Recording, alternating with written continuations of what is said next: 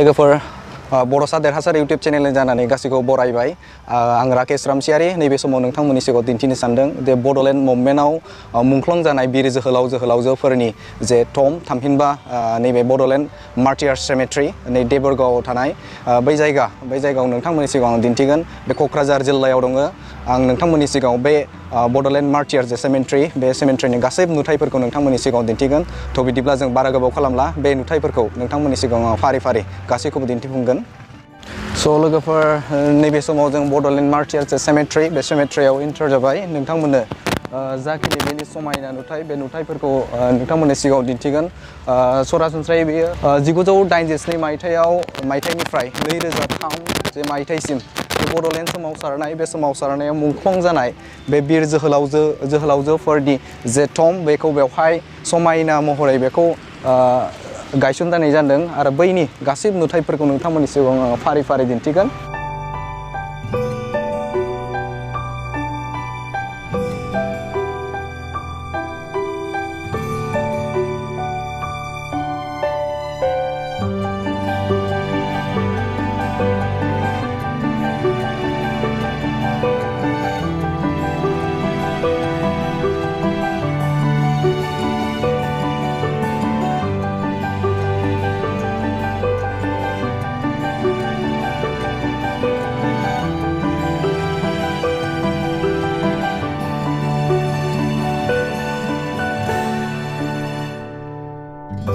सुजित नार्जारी बिथाङा 1887 मायथाइनि 12 जुनाव गुवाहाटीयाव धर्ना होनो थांनाय समाव बिथाङा मुंख्लं जादों आरो बिथाङानो बड'लेण्ड सोमावसारनायनि गिबि मुंख्लं सुजित नार्जारी बिथाङा बाटिपारा क'क्राझारनिमोन आरो बिथांनि बैसोआ बै मुभमेन्ट जानायाव थैनाय जे सम बे समाव बिथाङा अनलि 15 बोसोरल' जादोंमोन नोंथांमोना नुनो मोनदों नैबे हेलेना बसुमतारी मथामबिल सराइबिलनि गसाइगावनिफ्राय बिथाङा बड'लेण्ड मुभमेन्टआव गिबि आइजो बिथाङानोमोन मुंख्लं जादों बिथाङा गावनि आगोमा बेसेन गोसा जिउखौ बड'लेण्ड सोमावसारनाय बे सोमावसारनायाव गावनि जिउखौ फोजोबस्रांदों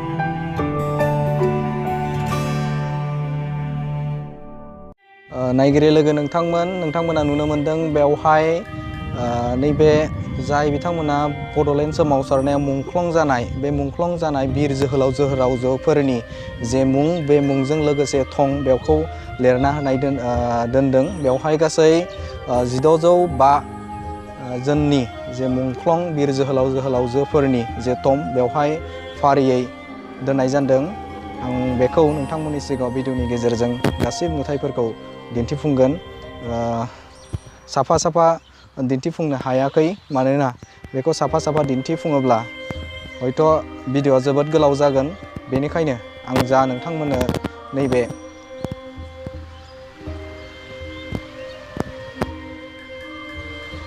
जाखिनि हायो बे हानायखिनिखौ नोंथांमोननि सिगाङाव आं दिन्थिगोन।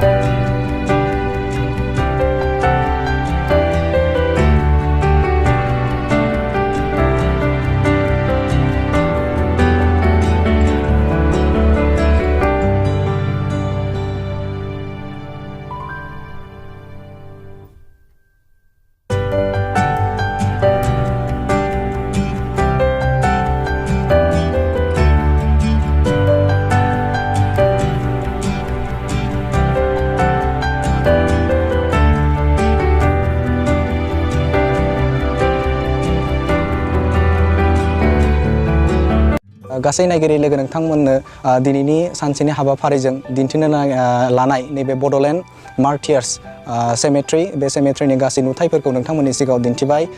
बियो कारिगावनिफ्राय 12 किल'मिटार डिस्टेन्सआव दङ आरो लोगोसेनो क'क्राझारनिफ्राय बियो 8 किल'मिटार डिस्टेन्सआव बे दङ। बेनिखायनो नोंथांमोनखौ बे जायगायाव फैनानै गासिबो डाटाफोरखौ थामहिनबा बेनि गासै नुथायफोरखौ फैनानै नायफैनो हागोन आरो बेवहाय गासै 1605 जन मार्टियार्स बेवहाय दोननाय जादों आरो लोगोसेनो नैबे स्टेटु थामहिनबा मुसुखा बे मुसुखाया गासै 10 जननि दङ। बे नुथायफोरखौ नोंथांमोना बे जायगायाव फैनानै फारि फारि नायनो हागोन आरो लोगोसेनो बे जायगायाव फैनानै जोबोद गोजोननाय मोनदों। जायगाया जोबोद समायना आरो बेखौ समायना महरै महर होदों BTC गभर्नमेन्टआ। स' नोंथांमोनखौ बे जायगायाव फैनानै बे नुथायफोरखौ नायफैनो थाखाय आङो खावलायदों। नोंथांमोना जुदि आंनि ब्लग्स भिडिअसखौ मोजां मोनदोंब्ला अन्नानै साबस्क्राइब खालामनानै ला आरो लोगोसेनो नैबे बेल नटिफिकेसन बेखौ अन खालामनानै ला आंनि जे गोदान गोदान ब्लग्स भिडिअस बे भिडिअसफोरखौ सिगांग्रो आपडेट मोननो थाखाय। आरो लोगोसेनो नोंथांमोना बे जायगाखौ गासिबोसिम दिन्थिनो थाखाय आंनि भिडिअखौ शेयार खालाम आरो लोगोसेनो बे एसेबां गोबां जे 1605 जे मुंख्लं जानाय बिर जोहोलावजोफोरनि जे बेसेन बे बेसेनखौ नोंथांमोनखौ आङो शेयार खालामनानै लाखिनो थाखाय खावलायदों। आरो लोगोसेनो नैबे समाव आंनि जे ब्लग्स भिडिअस बे भिडिअसआ बेखिनियानो। मिजिंथिदों इयुननि भिडिअसआव ब्लग्स भिडिअसआव नोंथांमोनखौ आं लोगो मोनगोन। गोजोन्थों। जै बर' हारिनि जै।